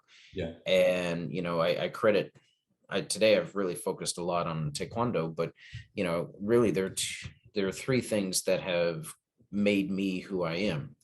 Taekwondo being one, my punk rock attitude of, you're not going to tell me what to do. And, those things are the things that, in my Kansas work ethic, sorry, Kansas, if no one knows, Kansas is the farming center of the United States. We're the geographical, but our culture is very much a farming mentality. Right. And so, we want to, at the end of the day, we want to look ourselves in the mirror and be proud of what we did. Yeah. And those three things, provided me what I have, Taekwondo being the primary one. But we need to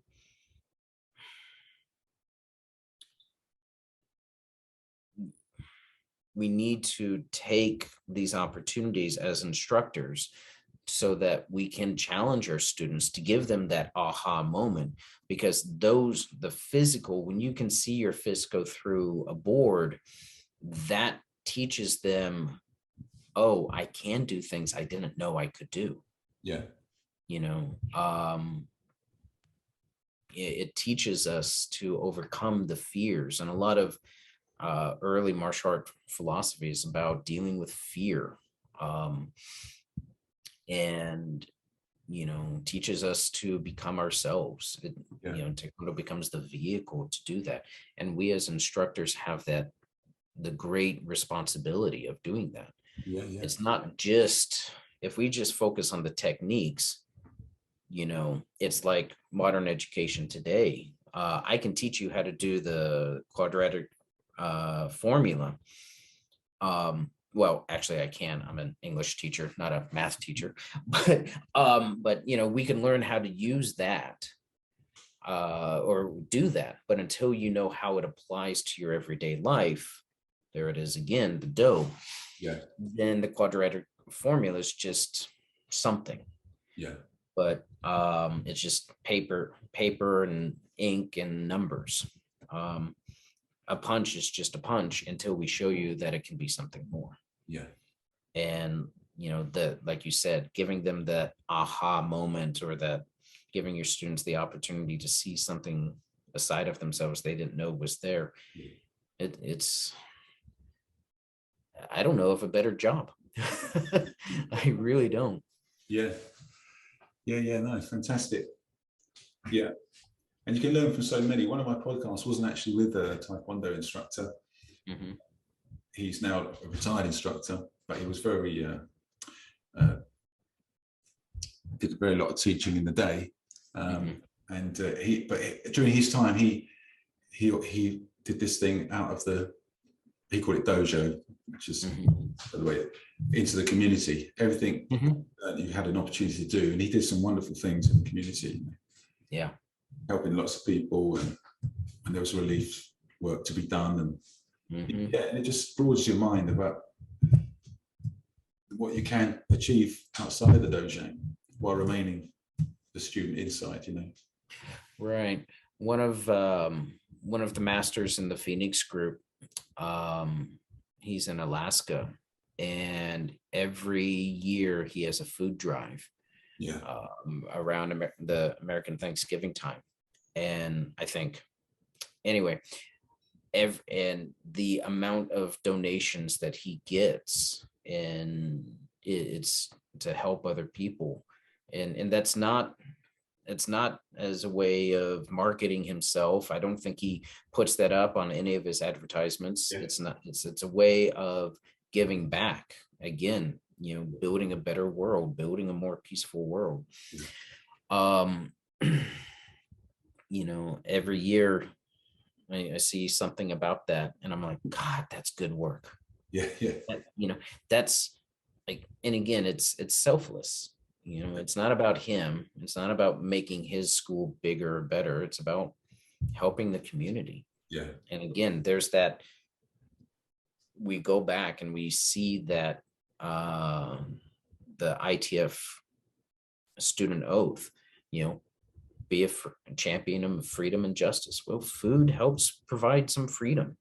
It maybe somebody doesn't have to work an extra 10 hours that week to put food on the table, and then they can, that mother or that father can spend more quality time with their children. It's there's how these things are all connected, and we as instructors can do that.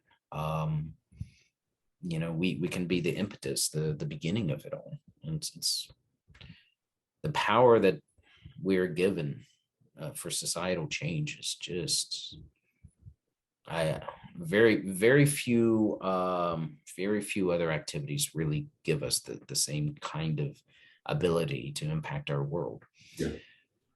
But even in the martial art community, Taekwondo, and again, this is where General Che, I think, was so brilliant, is that he gave us the system to do that. It's not by happenstance. Other martial arts don't require those student oaths. Other, they just let things happen.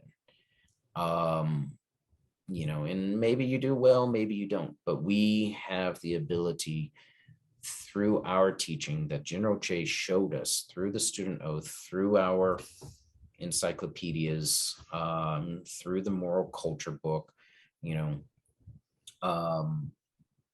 we're given that, we're given the path, much like a college degree gives you the path to a certain career.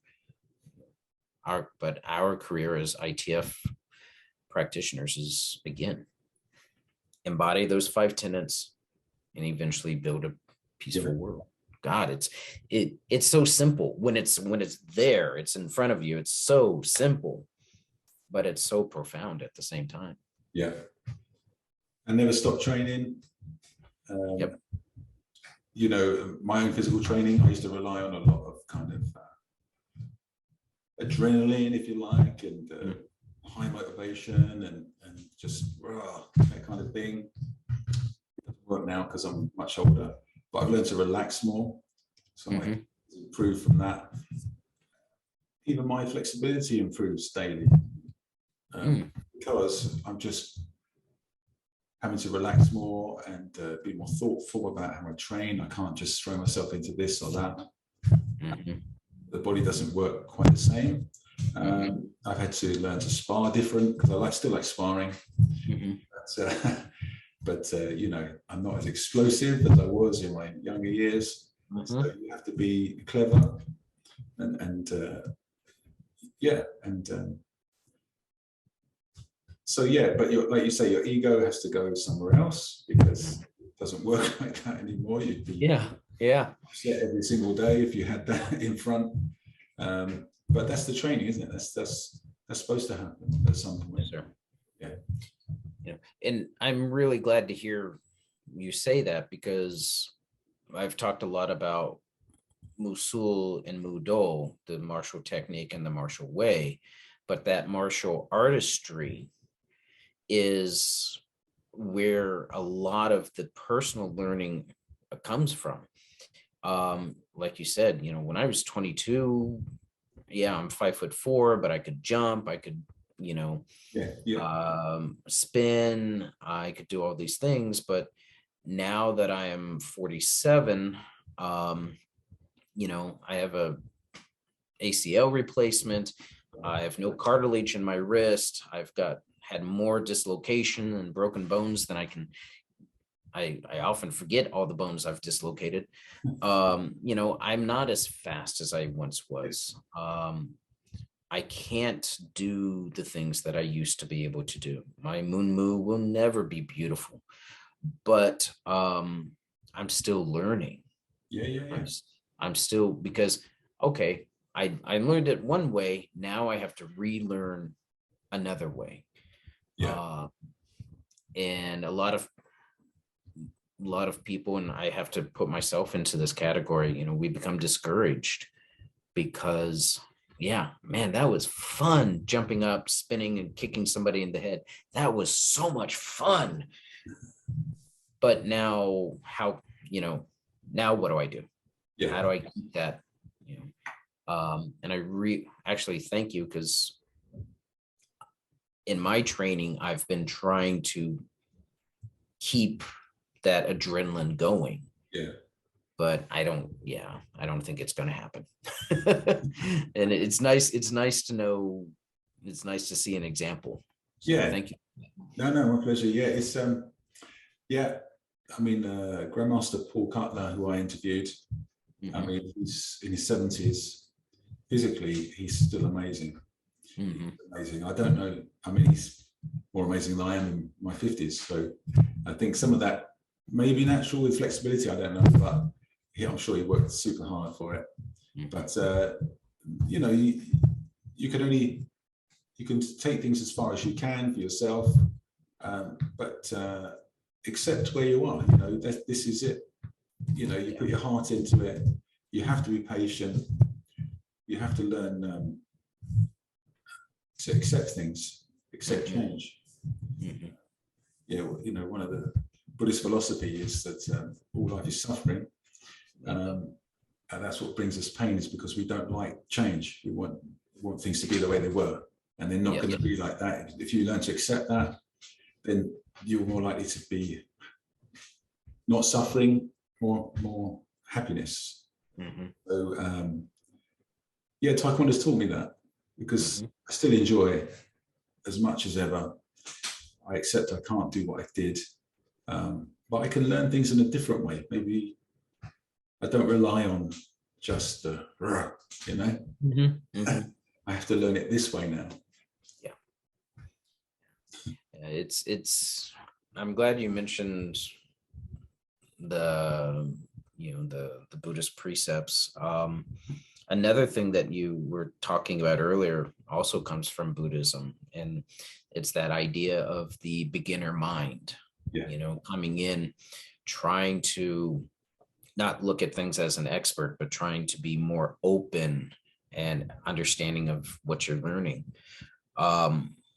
I've stopped doing this, but after the first 15 years or so of my practice, I would start okay, every 3 or 4 years, I would dabble in a new martial art. That's where the Hapkido came in. Yeah. Well, the Hapkido came in because I visited all these WT Gukki Taekwondo schools, and they were nothing but kindergarten. There was no martial spirit. There's no Taekwondo spirit, Mudo Junction in Korean. And then I went to one Hapkido school, and I found what I was looking for. And that's where my Hapkido kind of started from. Yeah. But I started off as a white belt. And then I would train in Kendo or Korean Daehang Gomdo. Yeah. I trained in a different Korean sword form called Haedong Gomdo. I've trained in a little bit of Tai Chi. I took a semester of it. I've trained in karate. You know, and all of these have forced me to break open my mind in ways that I can see Taekwondo differently. Yeah. You know, the guys I was talking to last night, one of them said, well, which one do you think is better? You know, karate or Taekwondo? And I'm like, well, I say Taekwondo because of our stances. Our stances are designed to help support not only our strength and to provide power and stability during strength, but the way we perform them actually enables us to practice longer. Yeah.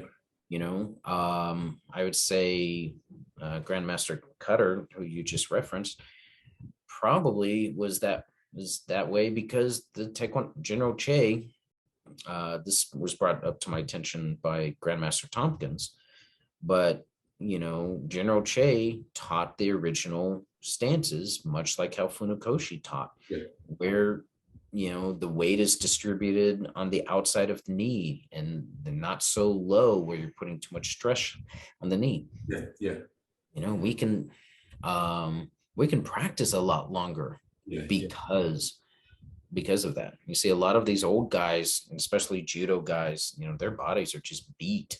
You know,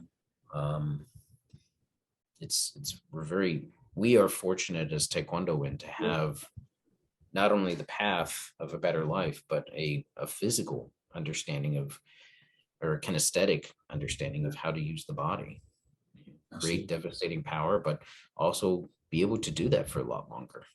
Yeah. So, anyway, sorry. No, not at all. So I've got this paper of yours that Oh yes, that one. Yep. Yeah. So I knew that you made earlier about Musul, Buyi, and Rudo. So yeah, I'll be sharing that with my instructors. Well, thank you. To Master Mayor from Finland tomorrow about that and some of the other things that we discussed. Well, I would be honored and I am humbled that you would feel that you would want to do that. Thank you. No, if anyone, so a lot of people contact me like, where's your research at? Well, I do publish, a few of my papers are not available to the general public, but if you go into Google Scholar and you type in John A. Johnson Taekwondo, you'll wind up finding a lot of the research papers I've published on Taekwondo martial arts, that they are available for free, and there'll be links directly to them. Brilliant. So again, the work I've done on peace studies is not so much available, but part of the book that I'm planning on writing is going to incorporate a lot of that information in it in the final chapters. Okay, fantastic. Is that anything to do with the killing art and as a process of peace? Is that? Yes.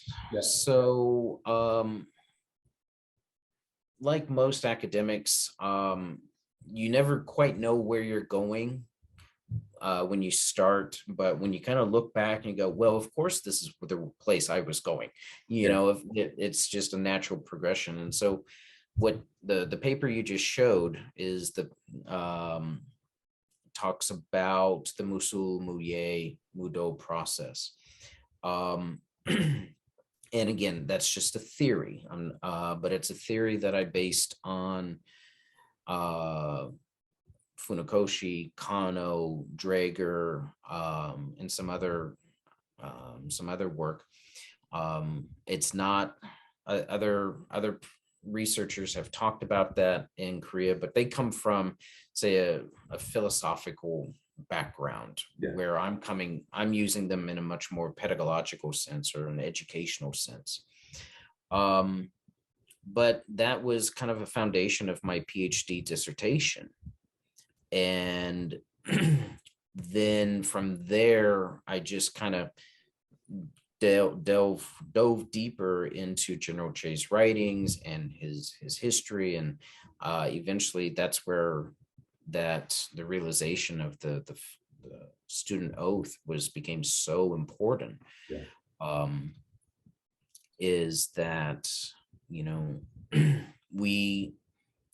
the Mudo of Taekwondo is essentially is building a peaceful world, being a, you know, that is our educational path in a philosophical sense.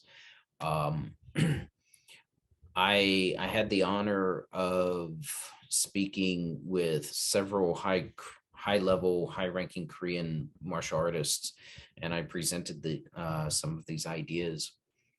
And if I forgive me for tooting my own horn, but you know, they were, that's about right. First time I presented that paper, I was in the Czech Republic at an academic conference, and I had one of the top researchers, top martial art academics in Europe.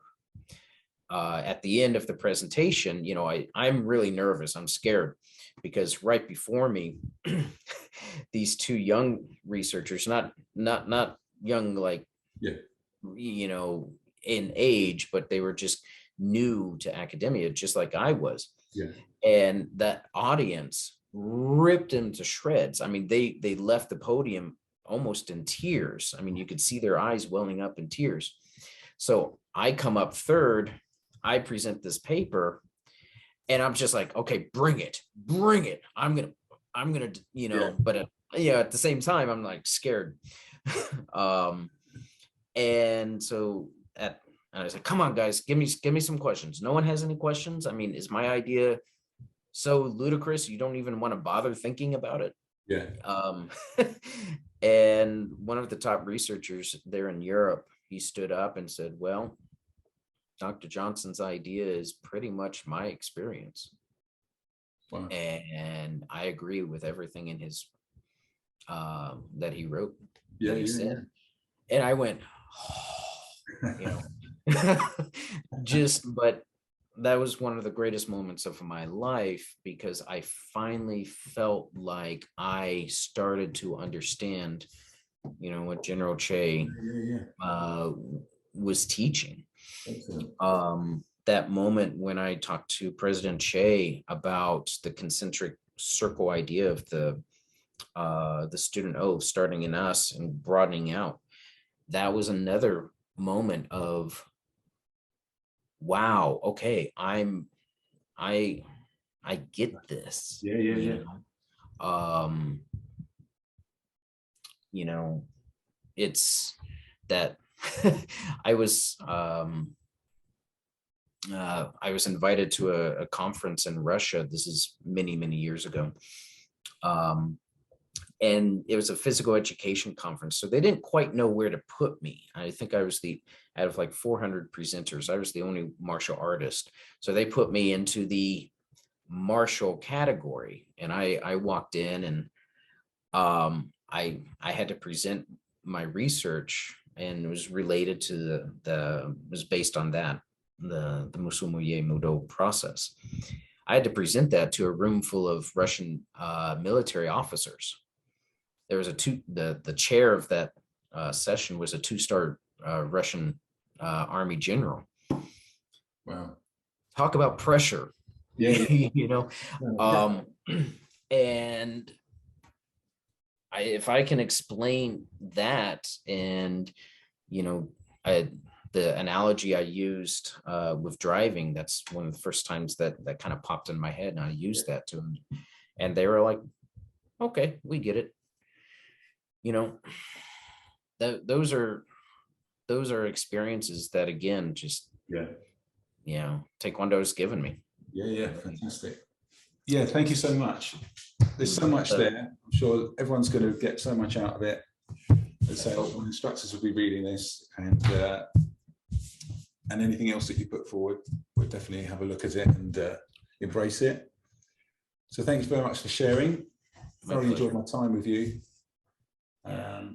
Me too. Thank you so much. Again, it was an honor to be asked. I greatly appreciate it. Thank you, sir.